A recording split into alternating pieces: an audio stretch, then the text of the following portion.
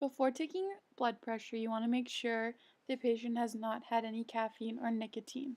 This is important because both of these factors will raise their blood pressure, making it an inaccurate reading.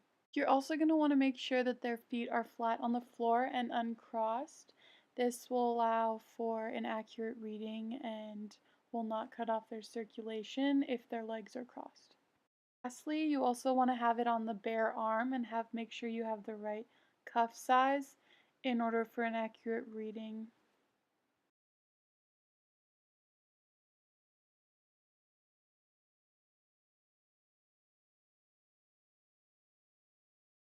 Now to begin taking blood pressure, you're going to want to align the artery mark on the cuff with the brachial artery.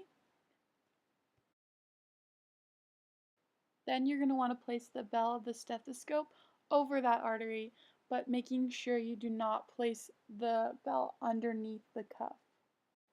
You're then going to want to start pumping up the cuff, ensuring that you do not leave it inflated on your patient's arm for too long because it can get uncomfortable and you can lose blood circulation.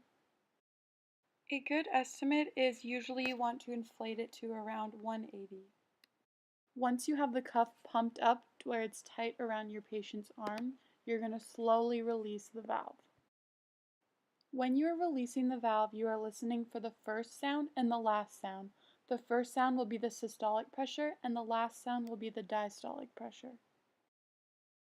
The systolic pressure represents the highest pressure during the contraction of the patient's heart. The diastolic pressure is the pressure in the arteries between heartbeats.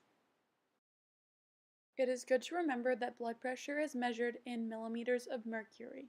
Those are the units you will write blood pressure in. It is good to remember you will need to wait roughly 3 to 5 minutes in between taking blood pressure. This is a chart that represents where your blood pressure is in the category scale. It ranges everywhere from normal to hypertensive crisis. These were the results of our group. Everybody was in the normal range.